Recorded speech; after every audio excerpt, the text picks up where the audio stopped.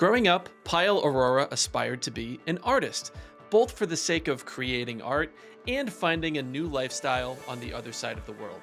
When becoming an artist didn't quite pan out, she became an art dealer, where she saw quite a few expensive pieces, including some impressive examples of pop art. Well, actually, I'm from India, Bangalore, and I kind of so called escaped Bangalore when I was a teenager and thought, okay, I need to go to San Francisco, thinking I would be the next, I don't know, some major person. And it didn't quite pan out. And then I realized poverty is not that sexy. So how it's the next best thing is basically if you can't do art, actually, more like don't critique art, you sell art in my case. As an art dealer, she learned to spot the buyers with the real power. And just like in the tech world, it's not always the person with the fancy three-piece suit. Yeah, that was really interesting because for many years I was an art dealer and dealing with very different kind of buyers actually, because that was a dot-com boom where you had 23-year-olds walking in with a stash of cash saying, hey, I want Keith Haring and I want Warhol. And we used to have the largest collection of Andy Warhol, Keith Haring, Chagall, and Picasso. We were trained to ignore the ones who were the most powerful. And so basically did not show them any kind of attention because they find that really annoying. And then they feel that they're not important enough. So you always have to speak about millions as something nothing, like it's nothing to you. And so one of the things is you don't even look up when they enter, especially if they are important. And that really gets to them. So it's interesting, because this is very much part of human nature, is what gets us to be ambitious, what is it that gets us ticking. And so this was a genre of clients who would dress really casual in jeans. The others would be, and often they would come with the entourage of like suit people, and then that they were the advisors. The ones who were overdressed and eager to show their status was the ones who didn't have the power. And then and then the interior people who had power but not quite, and they also wanted their commission. So there's this larger politic of sales making. You have to assess who's in the room, what are the different stakeholders' interests and motivations, and you push it forward. And it's something which has stayed with me for a long time. How has her past work inspired her research today? Well, she learned to read people and translate that into what they want. That was essentially her introduction to a global academic career, seeking to identify people's unique motivations, cultures, and experiences. I think one of the things that I've always done is speak from your strength. If you're trying to sell something which is hard to sell, look at it not in terms of, what are the downsides to it, but what are its core assets that you can amplify and why, and what can people relate to in that aspect, right? Like that artwork. You understood different kinds of buyers, different kind of groups of people, and their sense of aesthetic, their dynamic. You learn to tailor how you communicate to these different groups, and also what makes people, click with something and shift from passion to purchase. It's interesting because, now I'm an academic and you would think these worlds are really far, and actually they're not. We are selling our ideas. We are, especially in today's time, we're trying to translate our ideas, our insights and research into action, in this case in the form of designs that work for different groups, are agile, communicative, and yet can create some kind of consistency. This is the Ready Tesco podcast, brought to you by Applause. I'm David Carty. Today's guest is former art dealer and digital anthropologist Payal Arora. Payal is professor of inclusive AI cultures at Utrecht University in the Netherlands, as well as the co-founder of FemLab and the Inclusive AI Lab. She is also a prolific author with more than 100 journal articles and award-winning books to her name, including her latest, From Pessimism to Promise, Lessons from the Global South on Designing Inclusive Tech, which came out earlier this year. And that will be the focus of this episode. Her work on the Global South has earned her recognition as the, quote, next billion champion by Forbes. That is, the next billion internet users, which will largely come from the Global South. But what we know, or rather what we think we know, about this large base of the global population is often distorted by the strategic lens of those companies that attempt to serve them.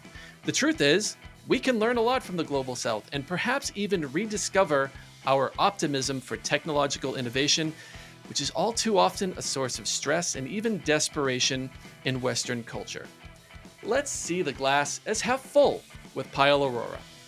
Kyle, first of all, congratulations on your book. Really, really great read. Fascinating. I would recommend it for anybody, whether you have a strategic interest in the global South or you're just a citizen of the world. I really found it to be a great read. But your book deals with the themes of optimism and pessimism quite a bit.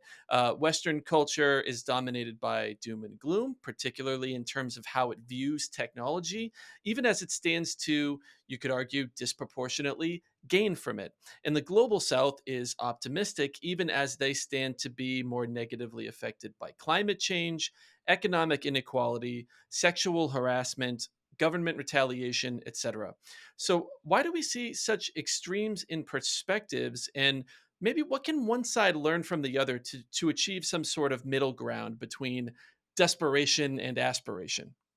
Yeah, I think you really summarized this really well. And I think it's a nice place to depart from is there is this rising divide, which is really deeply concerning. And one of the key drivers for me writing this book, because I do believe that the problems we face today are so formidable and are impacting all of humanity that we cannot afford to have these divides. It's too much of a luxury to banter over, are you on this side or that side?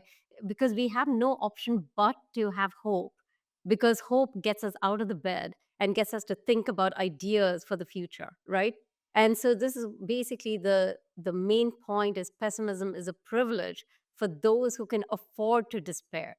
The rest of the world is moving forward because they're rational optimists and they understand that AI, just like any other innovative tool, is a tool which can be potentially instrumentalized in ways that can mitigate some of these harms. So, yes, it can create harms, but it is also an instrument to control those harms, like the fight fire with fire, right? So, whether it's creative provenance, yes, it's like generative media is creating all the synthetic images and audiovisual content, as well as AI can be the ones that can detect these kinds of content. So we've got to be able to use the power of these tools and ensure that it works for us. And so we have to channel our energies rather than trying to contain AI, rather than to resist AI. And I'm not saying we shouldn't have guardrails, by the way, but I'm saying that much of our energy is positioning AI like there's human against the machine. And this sort of binary, how do we protect ourselves from the technology? How do we ensure that AI does not destroy our mental health, destroy our democracy, create, take away our very essence of who we are, destroy creativity? In fact, if you look at the headlines across board, it really is about AI being against us. And I think this sort of positioning is sort of naive because we are the ones who create these technologies. We should be proud of the fact that if we can create it, we can also change it. It's much like evolution. Evolution has not finished, it's in process, and so is technology. Technology is always in the making, which means that you obviously can do something about it and shift it for change for the better, for that works for you, right? And so this is really the premise of the book, and the driving force is that let's come together and gain. So I think some common sense things is, as I mentioned, 90% of young people live in the global south. So it's a intrinsic to a teenage brain is that they of course are going to be optimistic because their lives are well ahead of them, right?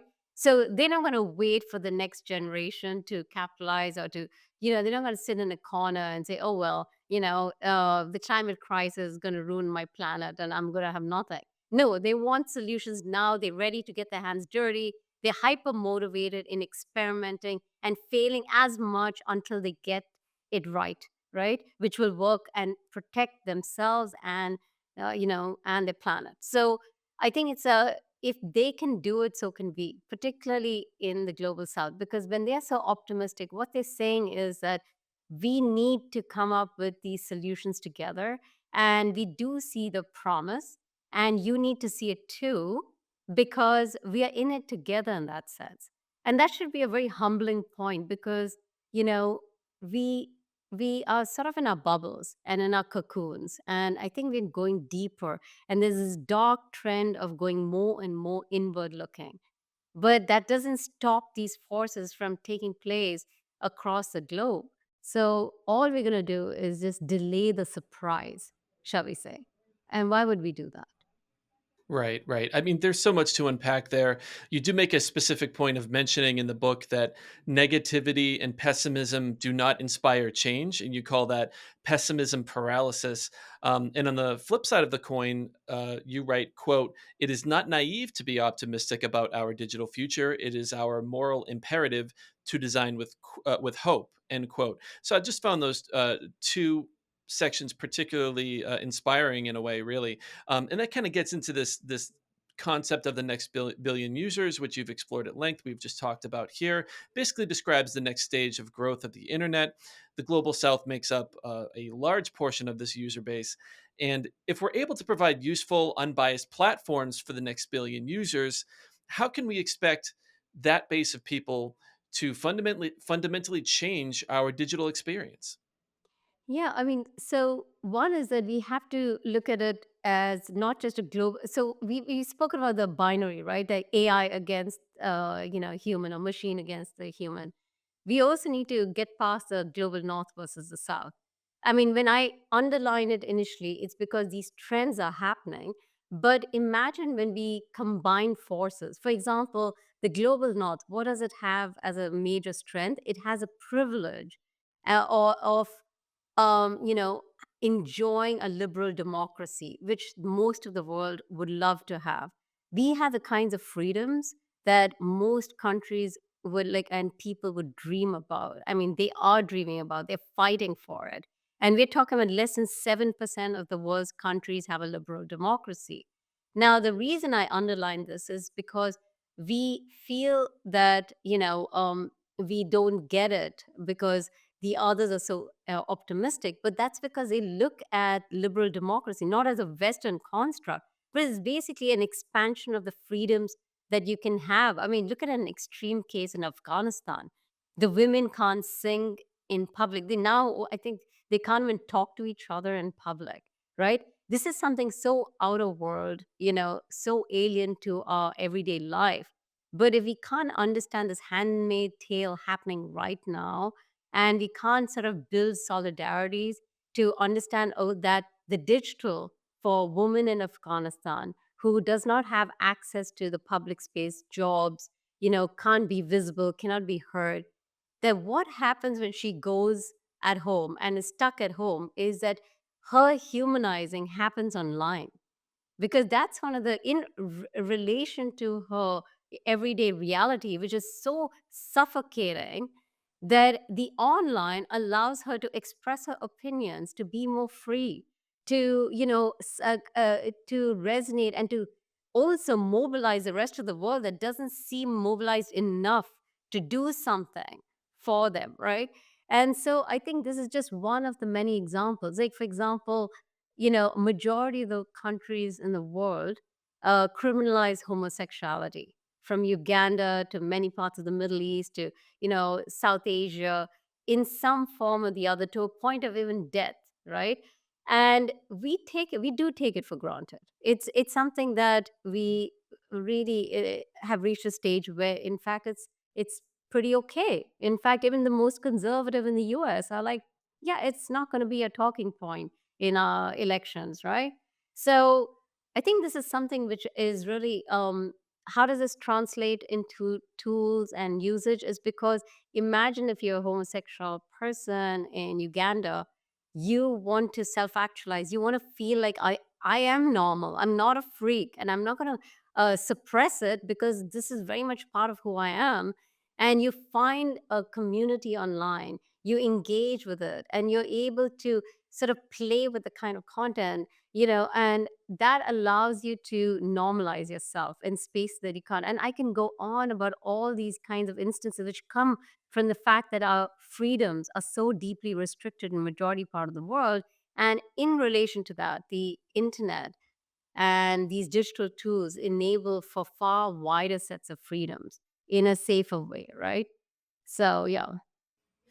Yeah, so in other words, that digital outlet becomes the source of inspiration, of inclusion, of the ideal that might not exist in these different cultures. But if we can tie it back to sort of the strategic lens that a lot of big tech companies might bring to this discussion, you mentioned that a lot of those big tech companies are falling behind in appealing to these underserved global markets, and you argue that that can either be because they are seen as risky investments, or there's bigotry and bias baked into the algorithms, or because they see connecting with these demographics as an altruistic mission rather than a strategic one. And you kind of use this as a way to argue that startups might have an advantage here. So why are startups poised to potentially claim a market advantage over their larger brethren in the global marketplace? Yeah, so it's a really good question. And there's a lot of startups springing up across Africa, South Asia, and Latin America. I mean, across these regions, basically. What they have as an advantage, because typically when I say, oh, look at this, amazing number of startups, especially using AI and large language models. And they basically say, well, we have that too out here. So what's special about that, right? And the difference is that their vantage point is hyper localized. Localized. So, for example, a dialect in India, instead of having a typical large language model, even in your regional languages, which itself is a feat, by the way, right? So we see that the OpenAI was is primarily built to serve the English language, even though it offers multiple other languages, but it's not as effective compared to, say, the Chinese model. I believe it's Quen. So, and now what's happening is that with dialects, and also it's not just dialects, the way we speak. So I may have this sort of insider community tribal way of speaking, from acronyms to slang to these kinds of expressions, which allow me to even further hyper tailorize my tool. That could actually still have a sustainable business model, because, say, a dialect in parts of Africa or in India is like an entire country in in Europe, or an entire state in the United States. So I think that's something which is well worth considering, is just the social linguistic dimension of it allows for a lot of hyper tailorized products, like from educational books, which are being used, by the way, in many parts of Africa, where it was extremely formidable in terms of cost to print out multiple kinds of books in multiple languages. Forget dialects. I mean, we're talking about, even in India, it's like 22 regional languages, almost 20,000 dialects. Okay, so in the just a few years ago, this was not a option. Today, it is an option, not just in terms of books for kids, it's in terms of all kinds of services, which actually speaks to them. So that enables them a point of entry and a consolidation of a sort of a loyalty of their user base, which is something that a typical company trying to transplant their data and their strategies cannot actually do, because you're not thinking about the context. Also, in terms of the way in which you want to portray yourself in terms of your profile, for example, we always take for granted everyone wants to be visible and heard, but actually being visible as a woman in many parts of these countries is actually could be very deadly in some cases. So you should be much more agile in context, because a lot of these global south countries need context to enable or disable the visual, or to come up with avatars of different forms. And that's where sort of generative media could be very playful. Rather than reminding them how constrained they are, we can go into the realm of play, right? And so you see that happening a lot, about playfulness, even in dating, by the way, where you can do through audio, because it's very high risk to date. Majority of them have arranged marriages, and they're not supposed to be dating before marriage. And that's again something very alien. So what's your starting point as a, say, a typical company, right, who wants to expand in these markets? Is you just assume that they are going to be like you because it's so beyond our world, worldview, right? We can't possibly imagine. In fact, we're always saying, oh, these teenagers, they're too visible, too heard, always like trying to get into the attention economy. And these are our starting points. So I think it would be enormously helpful to basically co-design, co-partner in a legitimate way. These terms are so banal, but this is what I mean by because you can't possibly understand that context. So find partners who do understand it and imagine what kind of collaborations you can have, going forward.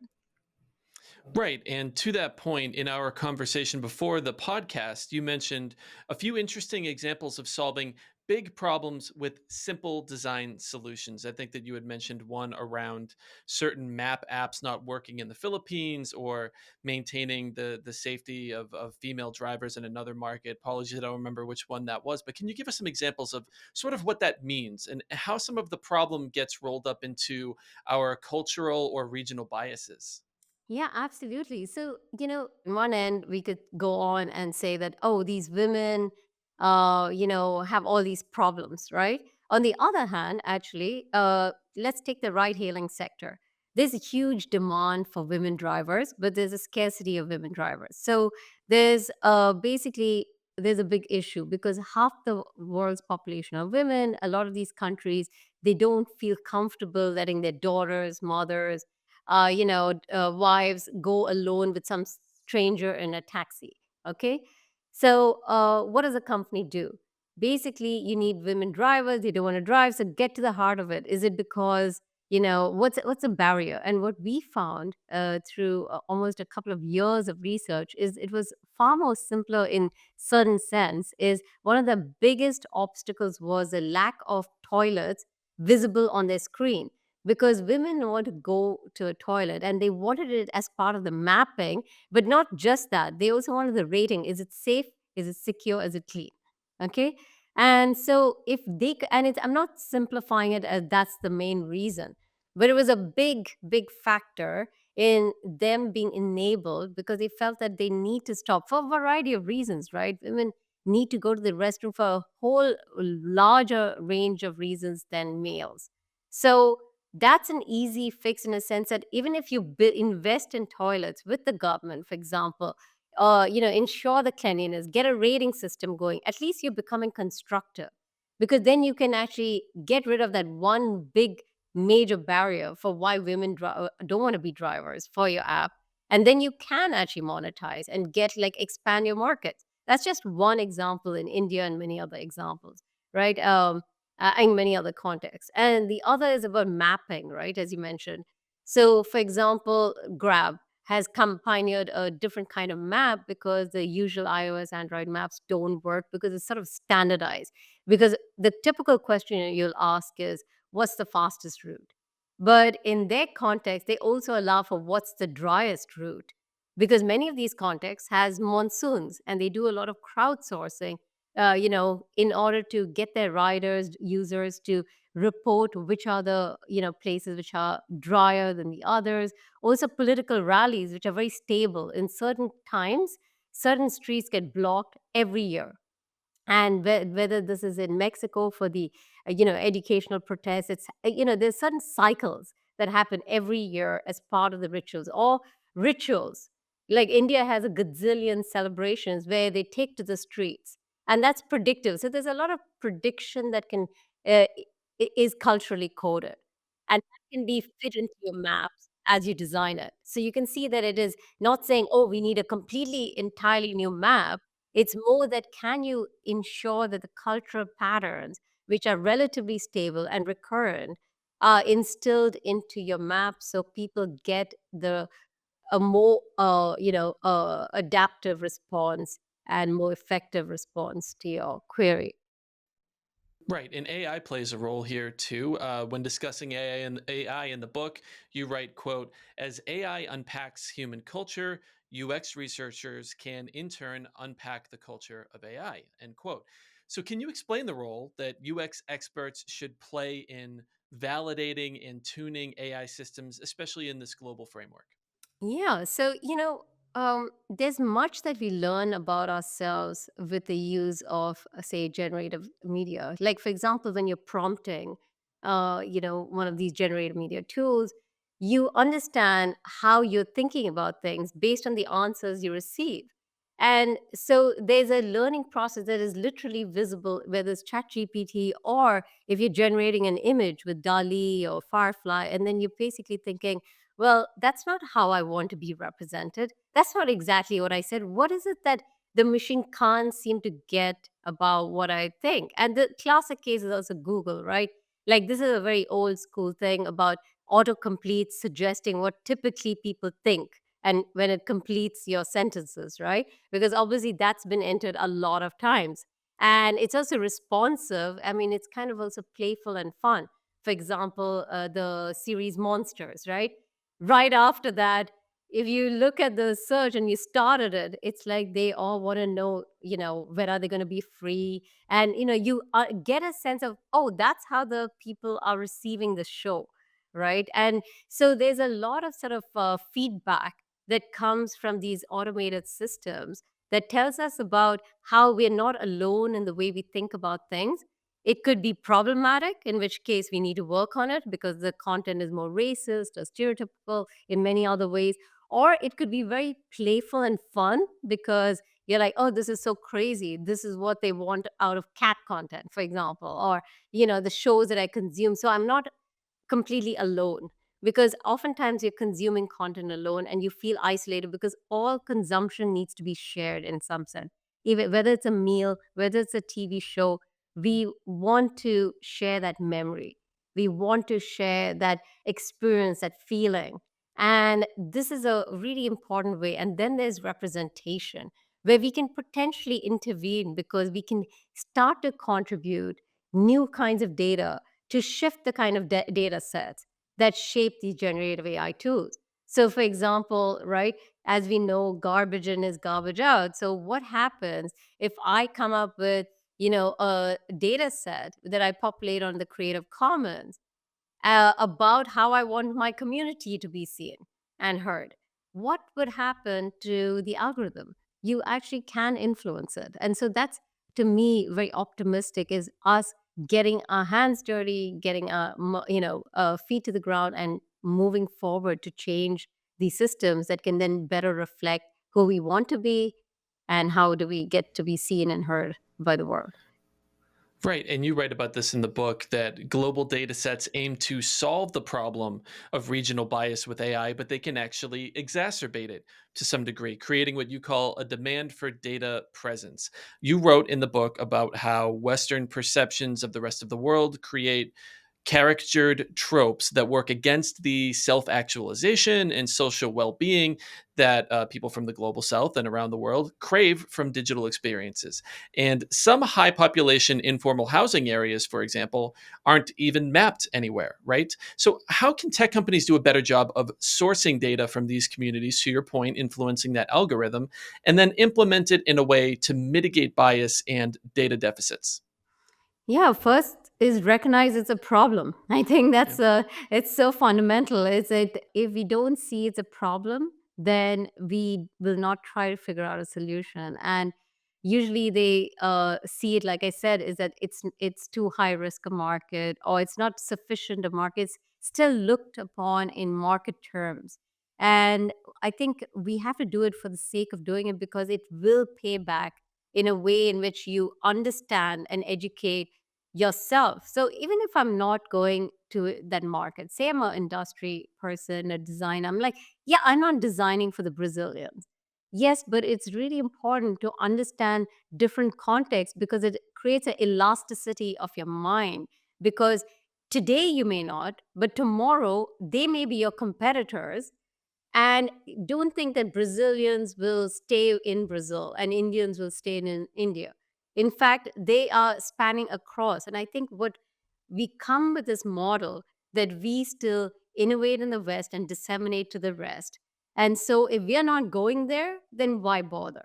And when we do go there, we will, scramble and make sure we get to do what we have to do, right? And that doesn't quite work because we don't have strategy then. We're not moving from a point of strategy advantage. And what is advantage is getting to know your, not just your competition, but the larger global dynamic, because understanding your local user is intrinsically global because they consume global content. In fact, it's I always find it very surprising that, say, when like the Squid Game came out, people were so shocked that, oh, how come it got became a hit, right? That basically the so-called international content was actually pretty permeating. It's not a niche content.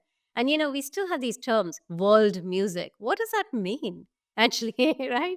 It's basically anything outside the United States. Basically, what does that term mean? And so you lump it all together. In fact, the industry term rest of world is it's almost like a joke, because anything outside, again, the US is rest of world, which includes Europe. But actually Europe kind of falls between the cracks, I think, because it's not even that, right? So I think we need to get better at not just identifying the problem, recognizing that we have to create a distance between what we do. I may be doing X product, X service, I may never scale, but it's good to think in holistic terms, in global terms, and to educate yourself on diverse models so you can develop the elasticity of your mind and agility of your product or service. Because tomorrow is another day and you don't want to be caught off guard, and it will just enrich your strategies going forward. Simple as that. World music is nice. I'm more of a fan of Neptunian music, but it takes a while to get here. I will admit that. Um, so, to get back to the original point, the pessimism versus optimism divide, I've got a term that is sure to elicit some dread, and that's digital surveillance. But there is a way to reframe and re engineer that, right? You talk about this in the book. Can you explain the concept of a surveillance system of care and how we, tech companies and users alike, can do a better job of supporting that? Yeah, so if you basically say surveillance, people have this gut reaction, or tracking. They have this gut reaction of, oh my God, this is oppressive, it's controlling, I don't like to be controlled. What about like my consent? What about my freedom? So it's really positioned against freedom. And I argue that, it's not necessarily the case. I'm not, again, undermining the genuine concerns of surveillance in particularly authoritarian regimes where they are tracking citizens, or whether it's, surveillance capitalism where companies, indiscriminately collect your data and potentially violate your consent and usage by sharing with third party vendors, etc.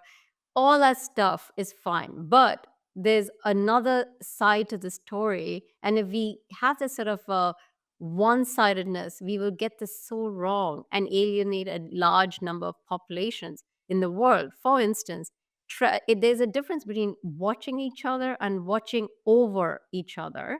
And you have women is a classic case, because women around the world do not have the freedom and equal access to public space as males enjoy, particularly in patriarchal cultures.